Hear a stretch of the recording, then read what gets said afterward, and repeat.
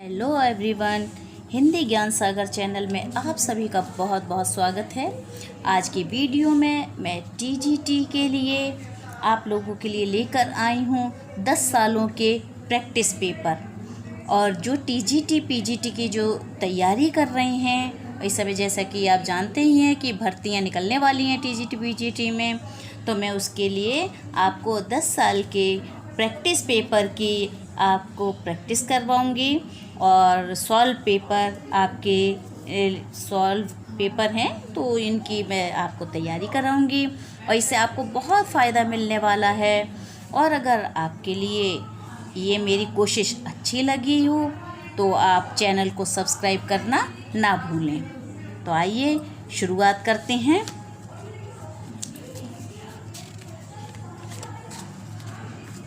दो 2001 में जो टीजीटी का पेपर था उसकी तैयारी करते हैं। 2001 का है ये प्रशिक्षित स्नातक शिक्षक चयन परीक्षा 2001। इनका आपको एक्सप्लेन भी इसमें करके बताया गया है और वो आप देख लीजिएगा। उससे तो मैं नहीं पढ़ूंगी, आपको अगर देखना है तो आप वीडियो रोक कर उसे देख सकते हैं, पॉज करके वीडियो, ठीक है। तो इसमें फर्स्ट आपका क्वेश्चन है कि सिद्ध कवियों द्वारा प्रयुक्त भाषा को कहा जाता है। तो एक बताया गया है इसमें अवहट्ट, अपभ्रंश और अवधि या संध्या। तो इसका आंसर है आपका फोर्थ ऑप्शन, संध्या। यानी सिद्ध कवियों द्वारा प्रयुक्त भाषा को संध्या कहा जाता है। सेकंड क्वेश्चन है कि इनमें से कौन सा शब्द वर्तनी की दृष्टि से अशुद्ध है। तो इसमें लिखा हुआ है आशीर्वाद, आशीर्वाद, आशीर्वाद और आशीर्वाद, इस तरीके से। तो आप देख सकते हैं कि इसका जो थर्ड ऑप्शन है आशीर्वाद वो बिल्कुल सही है, थर्ड ऑप्शन, क्योंकि वाक्य ऊपर जो रा होता है इस तरीके के क्वेश्चन बहुत आते हैं। तो आप इसे ज़रा ध्यान से देखिएगा। और थर्ड आपका क्वेश्चन है कि इनमें से कौन द्विवेदी युग का कवि नहीं है। तो द्विवेदी युग का कवि कौन नहीं है? ऑप्शन है अयोध्या सिंह उपाध्याय हरिऔध, सोहन लाल द्विवेदी, राम नरेश त्रिपाठी, मैथिली शरण गुप्त।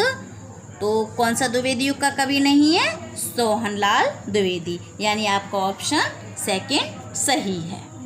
और इनके बारे में भी सब कुछ बताया गया है कि सोहन लाल द्विवेदी द्विवेदी युग के कवि न होकर राष्ट्रीय काव्य धारा के कवि हैं। सोहन लाल द्विवेदी नवयुग की राष्ट्रीय चेतना के अग्रदूत एवं प्रमुख गांधीवादी कवि हैं। तो इन सब के बारे में जो ये ऑप्शन होते हैं, इन सब के ऑप्शन के बारे में इसमें दे रखा है और आप आराम से पॉज करके वीडियो को पढ़ सकते हैं। आइए अब चलते हैं फोर्थ क्वेश्चन की तरफ। फोर्थ क्वेश्चन है आपका कि त्यागपत्र उपन्यास के लेखक का नाम है। तो ऑप्शन दिए गए हैं यशपाल, भगवती चरण वर्मा, वृंदावन लाल वर्मा और जैनेन्द्र कुमार। तो त्यागपत्र उपन्यास के लेखक का नाम है, जैसे कि आप जानते होंगे, तो आपको पता ही होगा ऑप्शन है 4, यानी जैनेन्द्र कुमार। तो जैनेन्द्र कुमार का जो प्रमुख उपन्यास त्यागपत्र 1937 में प्रकाशित हुआ था, इनके बारे में लिखा हुआ है और कौन कौन से इनके बाकी के उपन्यास हैं, कौन कौन से आए थे, ठीक है। फिर है आपका फिफ्थ क्वेश्चन।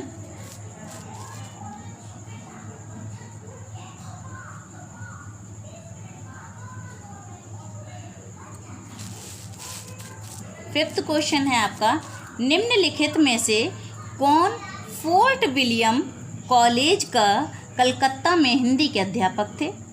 तो ऑप्शन है आपके इंशाअल्लाह खां, सदल मिश्र, राजा लक्ष्मण सिंह, सदासुख लाल। तो ऑप्शन आपका सेकंड सही है, सदल मिश्र। और बाकी का आप इनके डिस्क्रिप्शन में इसमें जो दे रखा है इसमें आप देख सकते हैं वीडियोस पॉज करके।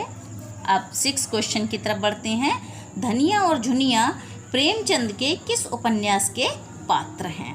तो धनिया और झुनिया ऑप्शन दे रखे हैं आपके। फर्स्ट है गबन, सेकंड है गोदान, थर्ड है कर्मभूमि और फोर्थ है प्रेमाश्रम। तो इसका ऑप्शन रहेगा गोदान, यानी धनिया और झुनिया प्रेमचंद के गोदान उपन्यास के पात्र हैं। आइए 7th क्वेश्चन की तरफ चलते हैं। निम्नलिखित संत कवियों में से कौन संत कवि पढ़ा लिखा था? ऑप्शन दे रखे हैं आपके दादू दयाल, रैदास, कबीर और सुंदरदास। चलिए इसके ऑप्शन की तरफ चलते हैं कि कौन था। तो आपका आंसर है बिल्कुल ठीक, फोर्थ आंसर यानी सुंदरदास। और इनके सब के बारे में भी बताया गया है जो ऑप्शन में है, आप इस कॉलम में देख सकते हैं। जितने भी ऑप्शन में जो चारों होती हैं, चारों ऑप्शन, उनके बारे में सब कुछ इसमें बताया गया है। और सुंदरदास को क्या बताया कि छोटी आयु में ही संत दादू दयाल के वो शिष्य बनकर अध्ययन के लिए काशी चले गए और इन्होंने व्याकरण, दर्शन, साहित्य, वेदांत और पुराणों का गंभीर अध्ययन किया था। अब चलते हैं 8वें क्वेश्चन की तरफ। भक्तमाल के रचनाकार हैं। ऑप्शन है आपके रैदास, नाभादास, धर्मदास और जीवादास। तो भक्तमाल के रचनाकार ऑप्शन कौन सा सही है आपका? यस, बिल्कुल सही पहचाना। आंसर है आपका सेकंड यानी नाभादास। 9 क्वेश्चन।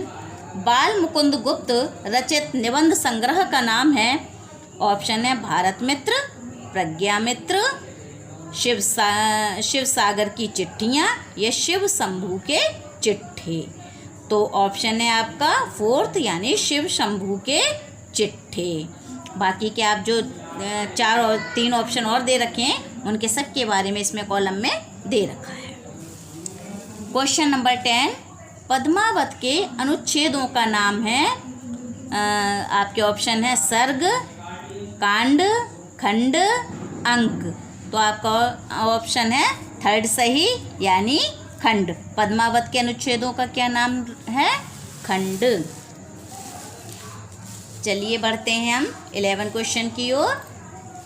अब तक निम्नलिखित में से किस साहित्यकार की जन्म शताब्दी नहीं मनाई गई है? तो ऑप्शन है आपके आचार्य रामचंद्र शुक्ल, रामधारी सिंह दिनकर, भारतेंदु हरिश्चंद्र, जयशंकर प्रसाद। ऑप्शन है आपका सेकंड सही यानी रामधारी सिंह दिनकर। कि इन साहित्यकार की, रामधारी सिंह दिनकर की जन्म शताब्दी नहीं मनाई गई है। 12 क्वेश्चन। निम्नलिखित में से किस कृति के लेखक जयशंकर प्रसाद नहीं हैं? ऑप्शन है आपके कानन कुसुम, ध्रुव स्वामिनी, चारूचंद्र लेख, तितली। जैसा कि आप सभी जानते होंगे जयशंकर प्रसाद को सभी ने पढ़ा है तो उनकी कृतियाँ भी जानते होंगे। तो इसमें से कौन सी कृति उनकी नहीं है? यानी थर्ड ऑप्शन सही है, चारूचंद्र लेख। चारूचंद्र लेख किसकी रचना है? हजारी प्रसाद द्विवेदी की। 13 क्वेश्चन। कृष्ण गीतावली नामक काव्य कृति के रचनाकार हैं। ऑप्शन है आपके सूरदास, मीराबाई, नरोत्तम दास, तुलसी। तो इनका ऑप्शन कौन सा सही है? फोर्थ ऑप्शन सही है यानी कृष्ण गीतावली नामक काव्य कृति के रचनाकार तुलसी हैं। 14 क्वेश्चन है। नीचे भाषा की 4 विशेषताएं दी गई हैं, इनमें से जो एक गलत विशेषता है उसे चुनिए। तो ऑप्शन है आपके भाषा परिवर्तनशील होती है, भाषा पैतृक संपत्ति है, भाषा सामाजिक संपत्ति होती है, भाषा अनुकरण द्वारा सीखी जाती है। तो इसमें ऑप्शन आपका सही है सेकंड यानी भाषा पैतृक संपत्ति होती है। ये गलत विशेषता है भाषा के बारे में। 15 क्वेश्चन देखते हैं। जुगुप्सा स्थायी भाव होता है यानी जुगुप्सा किसका स्थायी भाव है? ऑप्शन है आपके वीर रस का, रौद्र रस का, अद्भुत रस का, विभत्स रस का। तो ऑप्शन आपका कौन सा सही है? विभत्स रस यानी ऑप्शन नंबर 4 बिल्कुल ठीक है। 16 क्वेश्चन। टकसाली भाषा कहते हैं। ऑप्शन है आपका संस्कृत निष्ठ भाषा को, ग्रामीण भाषा को, परिनिष्ठित भाषा को या कृत्रिम भाषा को। आंसर आपका है फर्स्ट सही यानी संस्कृत निष्ठ भाषा को टकसाली भाषा कहते हैं। अब बढ़ते हैं हम 17 क्वेश्चन की तरफ। उत्तर प्रदेश द्वारा सन 1947 ईस्वी में गठित देवनागरी लिपि सुधार समिति के अध्यक्ष थे? ऑप्शन है आपके डॉक्टर धीरेन्द्र वर्मा, संपूर्णानंद, आचार्य नरेंद्र देव या इनमें से कोई नहीं। तो ऑप्शन आपका थर्ड सही है, आचार्य नरेंद्र देव। 18 क्वेश्चन की तरफ बढ़ते हैं। अवहट्ट भाषा से तात्पर्य है? ऑप्शन है आपके ग्रामीण अपभ्रंश, परिनिष्ठित अपभ्रंश, ग्रामीण प्राकृत या परिनिष्ठित प्राकृत। तो ऑप्शन आपका फर्स्ट सही है, यानी अवहट्ट भाषा से तात्पर्य ग्रामीण अपभ्रंश से। 19 क्वेश्चन, हिंदी साहित्य का पहला इतिहास लिखा गया था? जो टीजीटी पीजीटी की तैयारी कर रहे हैं उनके लिए बहुत अच्छे से आंसर इसका पता होगा। ऑप्शन है आपके संस्कृत भाषा में, जर्मन भाषा में, फ्रेंच भाषा में या अंग्रेजी भाषा में। तो ऑप्शन बिल्कुल सही है आपका थर्ड, यानी फ्रेंच भाषा में हिंदी साहित्य का पहला इतिहास लिखा गया था।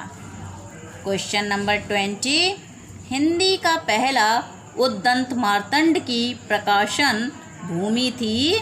ऑप्शन है आपके दिल्ली, इलाहाबाद, कलकत्ता, बनारस। तो ऑप्शन थर्ड बिल्कुल सही है, कलकत्ता, यानी उद्दंत मार्तंड की प्रकाशन भूमि कलकत्ता थी। क्वेश्चन नंबर 21, आधुनिक हिंदी साहित्य के इतिहास में राजा द्वय के नाम से विख्यात 2 रचनाकार हैं। सभी को पता होगा जो 10th से पढ़ रहे हैं, फिर भी हम ऑप्शन को पढ़ेंगे और फिर इसके ऑप्शन का जो सही आंसर है उस पर जाएंगे। तो ऑप्शन है आपके राजा लक्ष्मण सिंह और राजा राधिका रमण प्रसाद सिंह। सेकेंड ऑप्शन है राजा शिव प्रसाद सितारे हिंद और राजा राधिका रमण प्रसाद सिंह। या थर्ड राजा लक्ष्मण सिंह और राजा शिव प्रसाद सितारे हिंद। और फोर्थ ऑप्शन है आपका इनमें से कोई भी नहीं। तो ऑप्शन आपका इनमें थर्ड सही है, राजा लक्ष्मण सिंह और राजा शिव प्रसाद सितारे हिंद।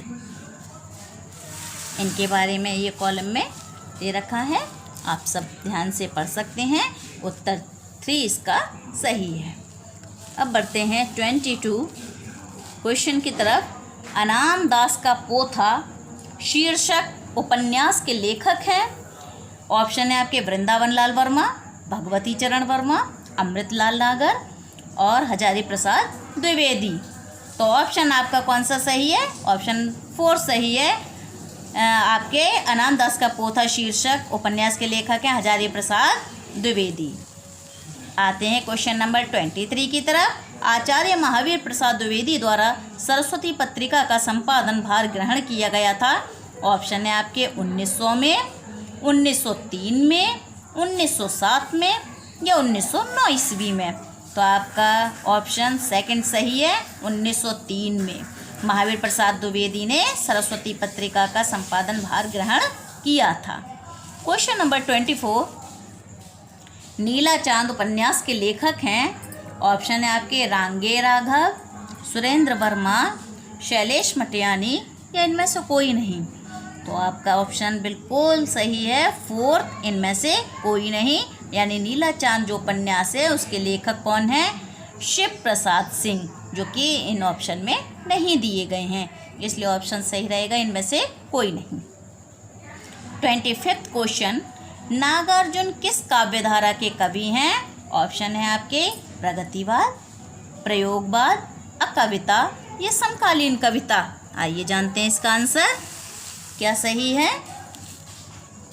इसके आंसर है फर्स्ट, यानी नागार्जुन प्रगतिवादी काव्यधारा के प्रमुख कवि हैं। ऑप्शन फर्स्ट इसका सही आंसर है। 26 क्वेश्चन है आपका, सिंह द्वार शब्द में समास है तत्पुरुष, अव्ययीभाव, कर्मधारय या इनमें से कोई नहीं। तो आपका आंसर बिल्कुल सही है, फर्स्ट तत्पुरुष, यानी सिंह द्वार में तत्पुरुष समास है। 27 क्वेश्चन, अपनी केवल धार काव्य संकलन के रचनाकार हैं? केदारनाथ अग्रवाल, केदारनाथ सिंह, सर्वेश्वर दयाल सक्सेना या अरुण कमल। तो 27 क्वेश्चन के आंसर है ऑप्शन नंबर 4 सही है, अरुण कमल। यानी अपनी केवल धार के जो रचनाकार हैं वो हैं अरुण कमल। 28 क्वेश्चन की तरफ बढ़ते हैं। 28 क्वेश्चन, राहुल सांकृत्यायन की आत्मकथा का नाम है। फर्स्ट ऑप्शन है आपका मेरी जीवन कथा, सेकंड है मेरी जीवन यात्रा, थर्ड है क्या भूलूं क्या याद करूं, या फोर्थ है इनमें से कोई नहीं। तो इसका आंसर बिल्कुल सही है कि राहुल सांकृत्यायन की आत्मकथा का नाम है मेरी जीवन यात्रा, यानी ऑप्शन नंबर 2 बिल्कुल सही है। 20 नंबर क्वेश्चन नंबर 29, प्रेमचंद की मृत्यु हुई थी। ऑप्शन में आपका फर्स्ट है 1933 में, 1934 में, 1935 में या 1936 में। आप सभी को पता होगा क्योंकि आप 10th में, 11th में, 12th में प्रेमचंद पढ़े गए हैं। तो इनकी जो ऑप्शन है 4th सही है, यानी इनकी मृत्यु प्रेमचंद की हुई थी 1936 में। क्वेश्चन नंबर 30,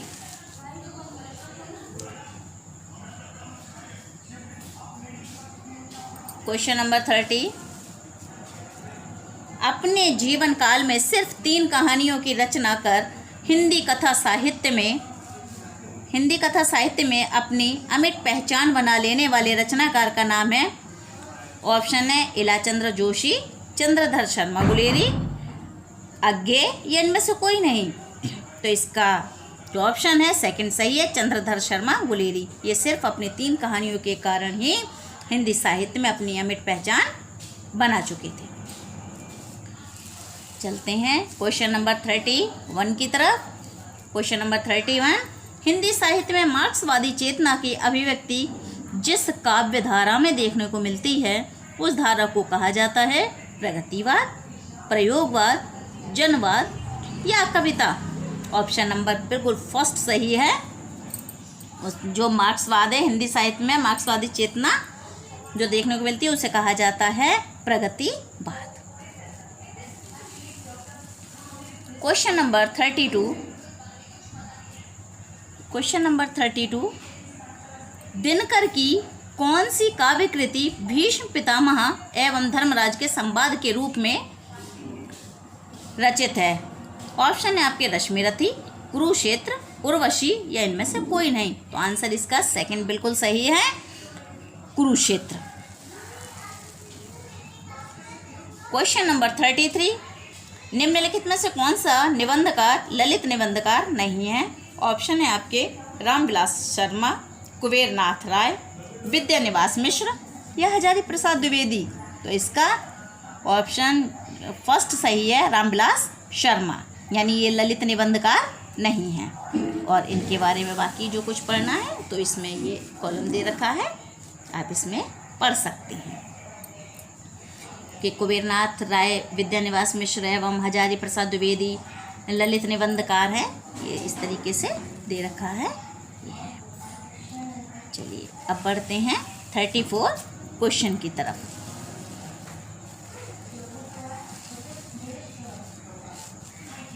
क्वेश्चन, हंस पत्रिका के संस्थापक का नाम है। ऑप्शन है आपके जयशंकर प्रसाद, प्रेमचंद, राजेंद्र यादव या अमृत राय। तो हंस पत्रिका के संस्थापक का क्या नाम था? आपका ऑप्शन 2 बिल्कुल सही है, प्रेमचंद। और बाकी जो इनके बारे में चीज़ें जान सकते हैं, हम देख सकते हैं, इस कॉलम में दे रखी हैं सब चीज़ें। इस तरीके से आप बढ़ते हैं 35 क्वेश्चन की तरफ। निम्नलिखित में से किस कृति के रचनाकार दुष्यंत कुमार हैं? ऑप्शन है अपनी केवल धार, खूंटियों पर टंगे लो, साए में धूप, युग धारा। तो ऑप्शन नंबर 3 बिल्कुल सही है, साए में धूप। बहुत ही प्रसिद्ध रचना है, बहुत ही आप उन्हें सुने, और खासकर कुमार विश्वास की आवाज़ में बहुत शानदार रचना है दुष्यंत कुमार की, बहुत अच्छी गज़ल है। और इस रचना के बोल भी हैं कि कहाँ तो तय था चरागाह हर एक घर के लिए, कहाँ चराग मयसर नहीं शहर के लिए। साए में धूप का ये गज़ल है। अब बढ़ते हैं हम क्वेश्चन नंबर 36 की तरफ। निम्नलिखित में से कौन नवगीत के प्रसिद्ध उन्नायक कवि हैं? ऑप्शन है आपके वीरेंद्र मिश्र, दुष्यंत कुमार, भवानी प्रसाद मिश्र या सर्वेश्वर दयाल सक्सेना। तो आंसर आपका फर्स्ट बिल्कुल सही है, ऑप्शन नंबर फर्स्ट यानी वीरेंद्र मिश्र नवगीत के प्रसिद्ध उन्नायक कवि हैं। 36 क्वेश्चन। अब बढ़ते हैं हम 37 क्वेश्चन की तरफ। 37 क्वेश्चन क्या है? निम्नलिखित में से कौन सा उपन्यासकार एक आंचलिक उपन्यासकार है? आप जानते होंगे जो क्षेत्र विशेष की जो रचनाएं रची जाती हैं तो उसे उन लेखकों के लिए आंचलिक उपन्यासकार, आंचलिक लेखक कहा जाता है। तो कौन है? ऑप्शन है आपके यशपाल, जैनेंद्र कुमार, राही मासूम रजा या अज्ञे। तो ऑप्शन नंबर थर्ड सही है बिल्कुल, राही मासूम रजा एक आंचलिक उपन्यासकार थी। क्वेश्चन नंबर 38, प्रेमचंद की कौन सी कृति अंग्रेजों द्वारा जब्त कर ली गई? ऑप्शन है आपके कायाकल्प, सोजे वतन, निर्मला या इनमें से कोई नहीं। तो ऑप्शन नंबर सेकंड आपका बिल्कुल सही है, सोजे वतन। 39 क्वेश्चन। निम्नलिखित में से किस रासो काव्य का मूल वर्ण विषय वीर रस न होकर श्रृंगार रस है? ऑप्शन है आपके खुमार रासो, पृथ्वीराज रासो, बीसलदेव रासो या परमाल रासो। तो ऑप्शन आपका बिल्कुल सही है, ऑप्शन नंबर 3 बीसलदेव रासो। ये एक श्रृंगारिक रचना है, जबकि आदिकाल में जो समय जो रचनाएं हुई थी वो सब वीर रस काव्य की थी, लेकिन ये एक बीसलदेव रासो ऐसी रचना थी जो श्रृंगार में रची गई थी। 40 क्वेश्चन नंबर, भूषण रीतिकाल की किस काव्यधारा के कवि हैं? तो ऑप्शन है आपके रीतिबद्ध काव्यधारा, रीति मुक्त काव्यधारा, रीति सिद्ध काव्यधारा या आश्रयवादी काव्यधारा। तो देखते हैं इसका ऑप्शन कौन सा सही है। ऑप्शन नंबर 1, भूषण रीतिकाल की रीतिबद्ध काव्यधारा के कवि हैं। और रीति सिद्ध काव्यधारा के आपको पता ही होगा, एक कवि हैं बिहारी और रीति मुक्त के हैं आलम बोधा ठाकुर, और बाकी के जो बच्चे वो सब रीतिबद्ध के ही हैं। घनानंद बोधा आलम ठाकुर ये रीति मुक्त के हैं। इस तरीके से आप ऐसे भी याद कर सकते हैं, घनानंद बोधा आलम ठाकुर और रीति सिद्ध के बिहारी, बाकी जो बच्चे फिर वो रीतिबद्ध के हुए। क्वेश्चन नंबर 41, निम्नलिखित में से मोहन राकेश लिखित एक नाटक है जन्मेजय का नागयज्ञ, सिंदूर की होली, मिस्टर अभिमन्यु या लहरों के राजहंस। तो ऑप्शन नंबर 4 बिल्कुल सही है, लहरों के राजहंस, जो कि राकेश लिखित द्वारा एक नाटक है। क्वेश्चन नंबर 42, आचार्य रामचंद्र शुक्ल ने भक्ति काल के निम्नलिखित कवियों में से किसे सबसे कम महत्व दिया था? किसे महत्व प्रदान किया कम? ऑप्शन है आपके तुलसी, सूरदास, कबीर या जायसी। तो ऑप्शन नंबर 3 बिल्कुल सही है कि रामचंद्र शुक्ल जी ने कबीर को सबसे कम महत्व दिया था। आइए बढ़ते हैं क्वेश्चन नंबर 43 की तरफ। हिंदी साहित्य में सरदार पूर्ण सिंह की ख्याति किस रूप में है? ऑप्शन है आपके एक आलोचक के रूप में, एक नाटककार के रूप में, एक निबंधकार के रूप में या एक व्यंग्यकार के रूप में। तो आइए इसका आंसर देखते हैं हम।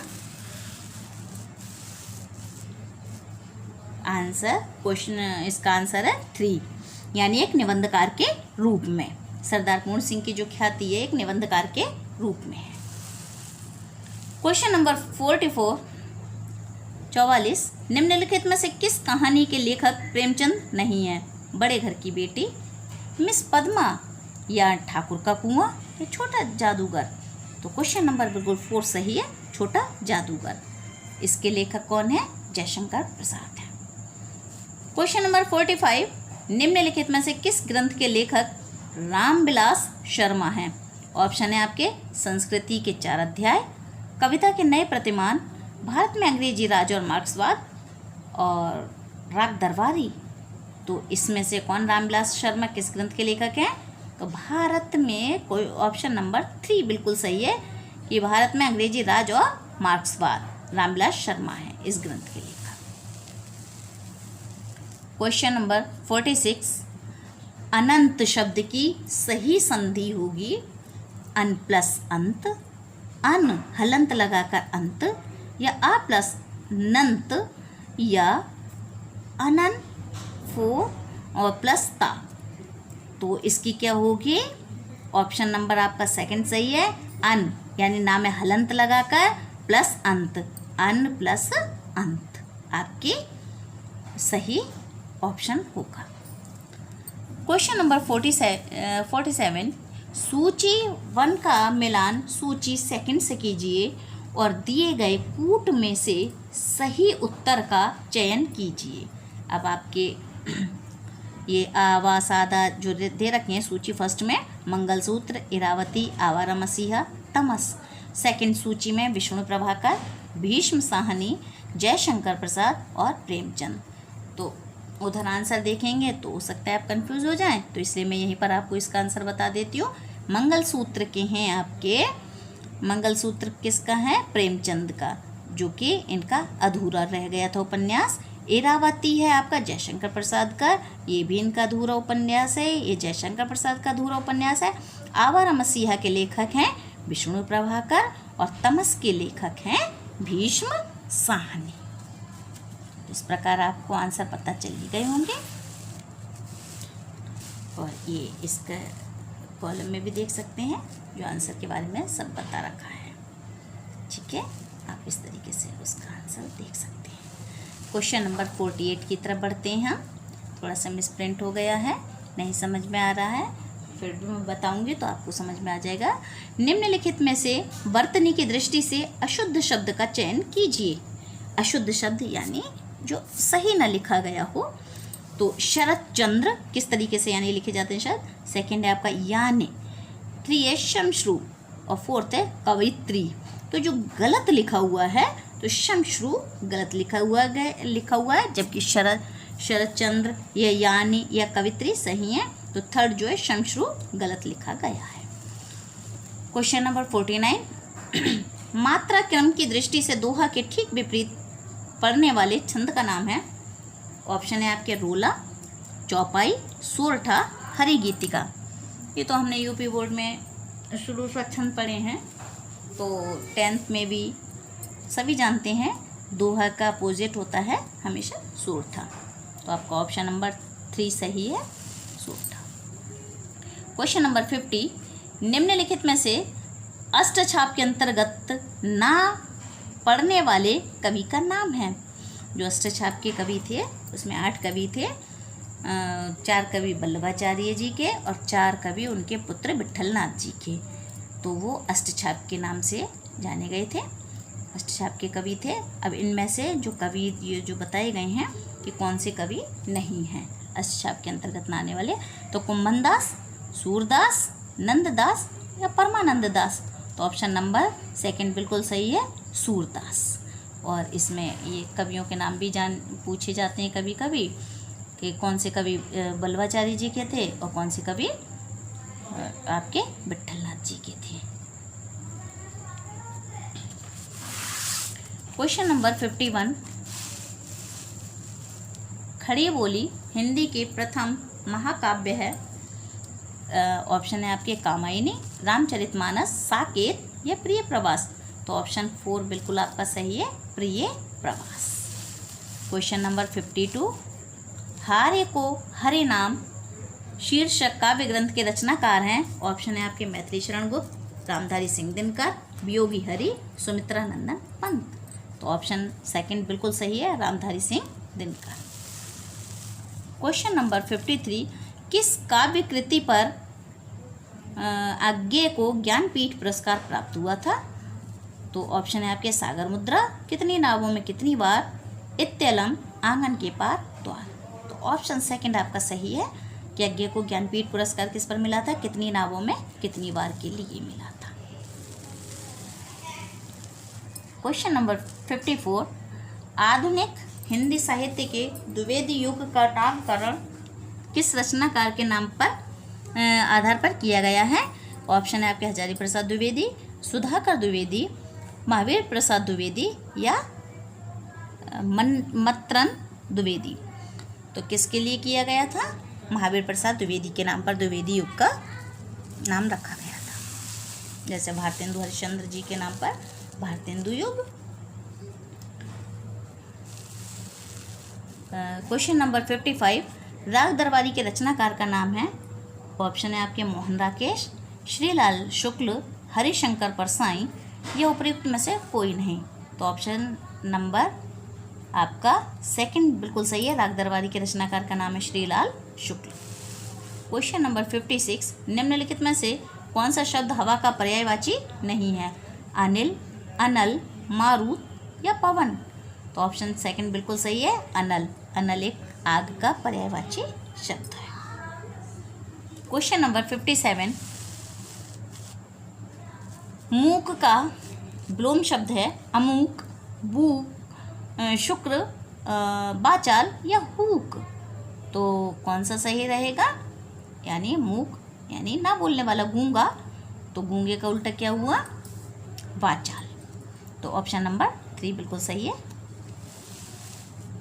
58 क्वेश्चन, बाणभट्ट की आत्मकथा है? ऑप्शन है आपकी एक कहानी, एक उपन्यास, एक आत्मकथा, ये इनमें से कुछ नहीं। तो आपका ऑप्शन नंबर सेकंड सही है, एक उपन्यास। क्वेश्चन नंबर 59, निम्नलिखित में से किस कवि ने सिर्फ अवधी भाषा में ही रचना की है? ऑप्शन है आपके कबीर, सूरदास, तुलसी या जायसी। तो ऑप्शन नंबर 4 बिल्कुल सही है, जायसी। इन्होंने केवल अवधी भाषा में ही रचना की है। क्वेश्चन नंबर 60, प्रेमचंद के निम्नलिखित उपन्यासों को रचना वर्ष के सिलसिलेवार क्रम में सजाइए। यानी गबन, गोदान, सेवा सदन, ये 3 रचनाएं सिलसिलेवार से लगानी है। तो सबसे पहले कौन सी आएगी? आपका ऑप्शन सेकंड बिल्कुल सही है, जो का खा गा या गा का खा या खा का गा या गा खा का। तो ऑप्शन आपका सेकंड बिल्कुल सही है, गा का खा।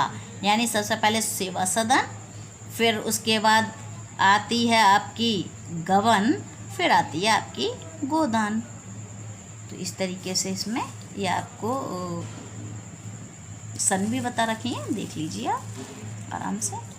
क्वेश्चन नंबर 61, पायो जी मैंने राम रतन धन पायो। प्रस्तुत पद के रचयिता का नाम बताइए। तो इसमें रचयिता के नाम पूछे गए हैं। तो इसमें एक तो लिखा गया है, यह हट गया है, कुछ खराब सा हो गया है। तो फर्स्ट सेकंड है आपका कुंभनदास, थर्ड है आपका मीराबाई और फोर्थ है आपका तुलसी। पहले में आपके सूरदास या शायद तुलसीदास लिखे हुए हैं, बट इसके हैं पायो जी मैंने राम रतन धन पायो, बहुत प्रसिद्ध गीत है मीराबाई। तो ऑप्शन नंबर 3 बिल्कुल सही है। क्वेश्चन नंबर 62, आला खंड का दूसरा नाम है? ऑप्शन है आपके परमाल रासो, बीसल देव रासो, खुमार रासो या हमीर रासो। तो आला खंड का दूसरा नाम क्या है? ऑप्शन नंबर 1 बिल्कुल सही है, परमाल रासो। आइए बढ़ते हैं 63 क्वेश्चन की तरफ। निम्नलिखित में से कौन सी बोली पश्चिमी हिंदी के अंतर्गत नहीं आती है? इसके लिए टीजीटी, पीजीटी या नेट वगैरह की तैयारी के लिए एक तो बोलियों का बहुत ज़रूरी है। एक बोली का भी मैं वीडियो एक बनाऊंगी और बहुत ही आसानी से आप उसे पहचान पाएंगे, वरना बोली बहुत ही कठिन लगती हैं कि कैसे याद करें, कौन सी बोली पश्चिमी के अंतर्गत आती है, कौन सी पूर्वी के और कौन सी बिहारी के। तो मैं एक बोली का वीडियो भी आपके लिए अवेलेबल कराऊंगी। चलिए फ़िलहाल देखते हैं तो कौन सी बोली नहीं आती है? ब्रजभाषा, अवधी, बुंदेली या कन्नौजी। तो पश्चिमी हिंदी के अंतर्गत कौन सी बोली नहीं आती है? सेकंड ऑप्शन आपका बिल्कुल सही है, अवधी। आइए क्वेश्चन नंबर 64, अधिकांश साहित्य इतिहासकारों के अनुसार हिंदी के प्रथम कवि हैं?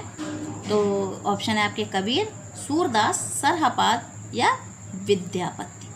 तो ऑप्शन नंबर 3 बिल्कुल सही है, सरहपा। यानी हिंदी के जो प्रथम कवि माने जाते हैं, अधिकांश जो साहित्यकार है वो मानते हैं सराफा। क्वेश्चन नंबर 65, खड़ी बोली हिंदी में सर्वप्रथम रचना करने वाले का नाम है जायसी, अमीर खुसरो, विद्यापति या भारतेंदु हरिश्चंद्र।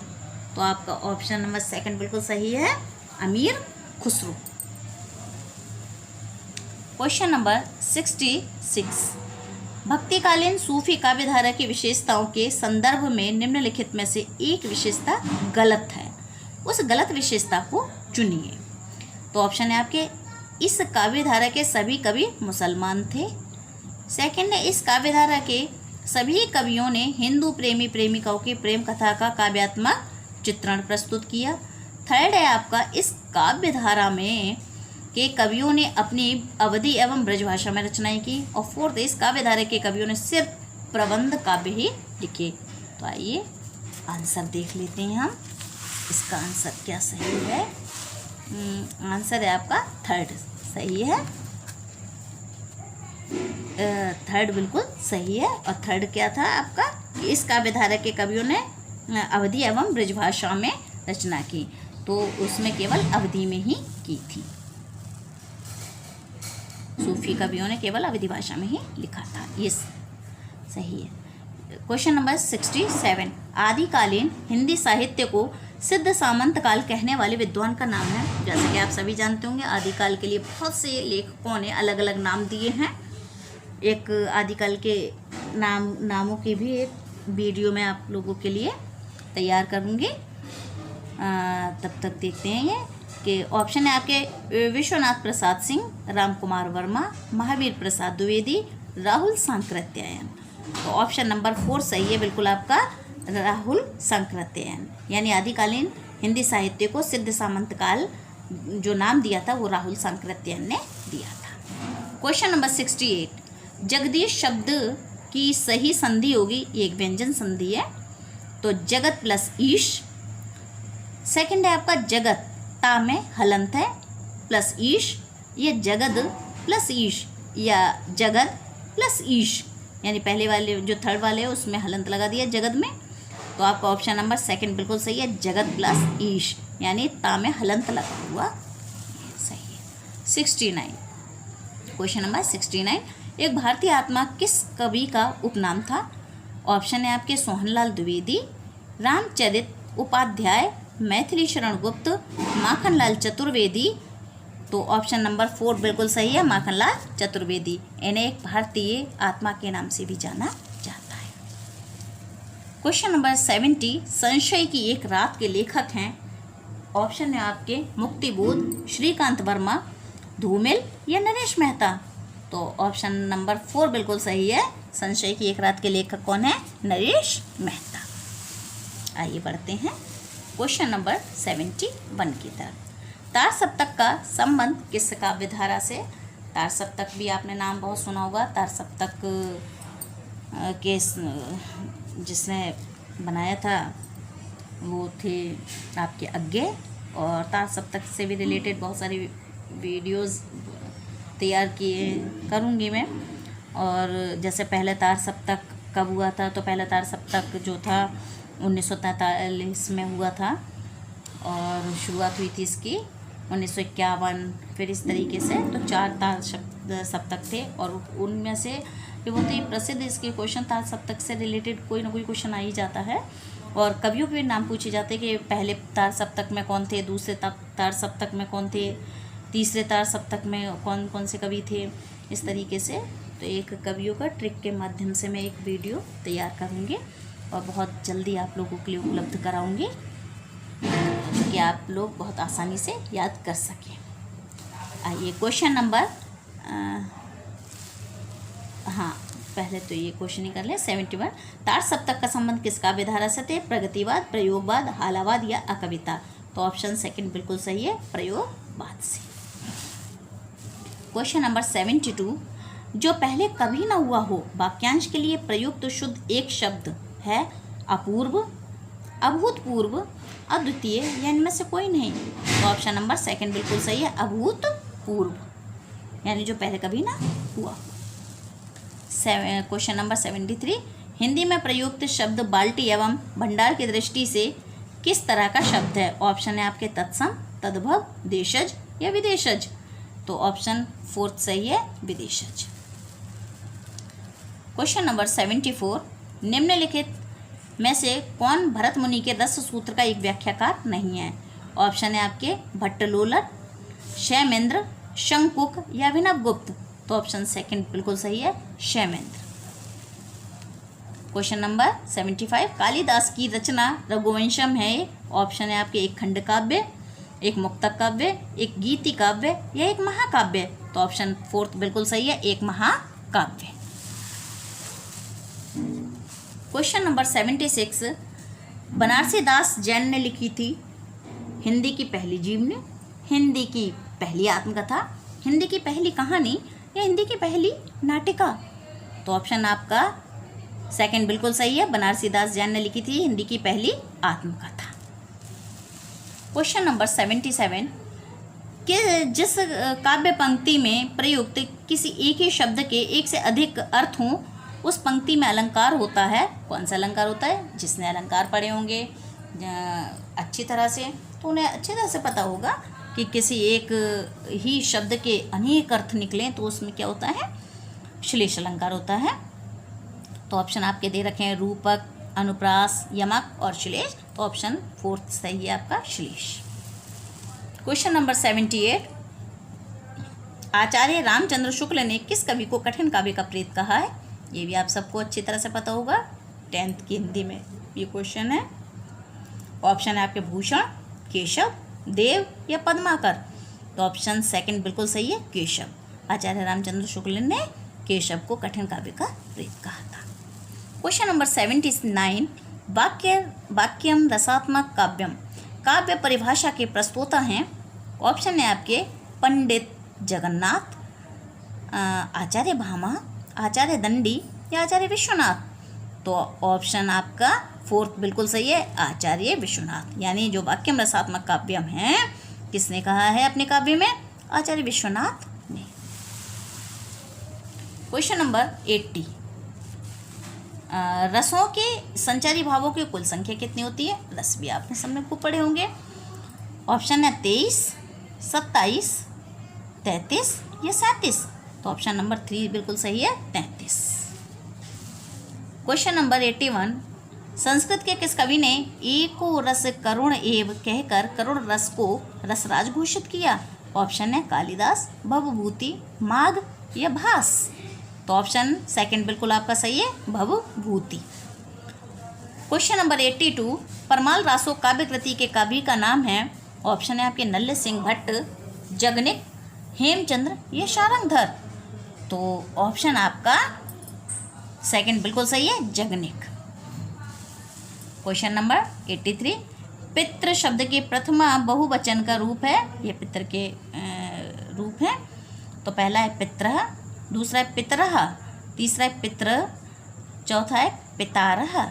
तो ऑप्शन नंबर 3 बिल्कुल सही है, पितृ शब्द के प्रथमा बहुवचन का रूप पितरः होता है।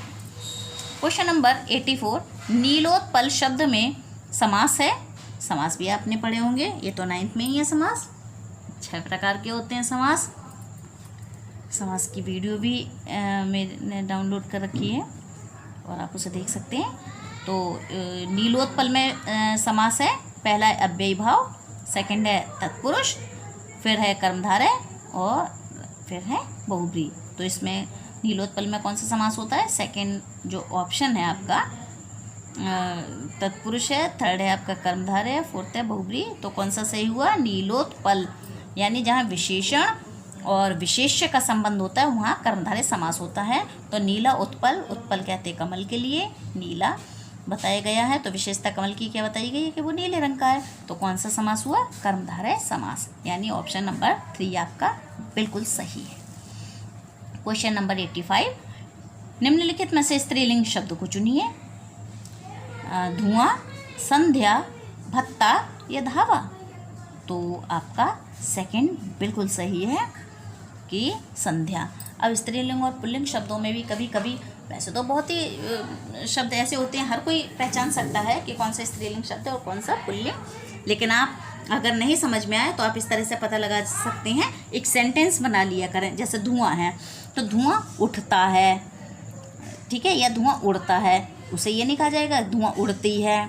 तो उड़ता है कहा जा रहा है तो क्रिया कौन सी हो रही है, पुल्लिंग वाली हो रही है, तो धुआं क्या हुआ, पुल्लिंग शब्द हुआ। ऐसे ही भत्ता है कि भत्ता मिलेगा, है ना, तो मिलेगी इस तरीके का शब्द नहीं है, तो क्रिया कौन सी हो रही है, भत्ता मिलेगा, तो क्रिया हो रही है पुल्लिंग वाली, तो भत्ता शब्द हुआ।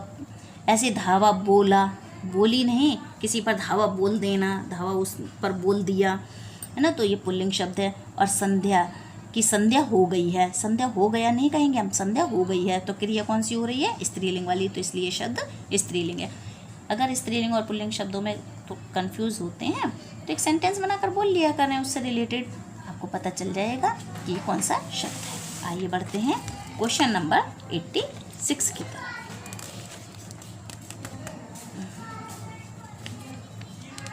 85।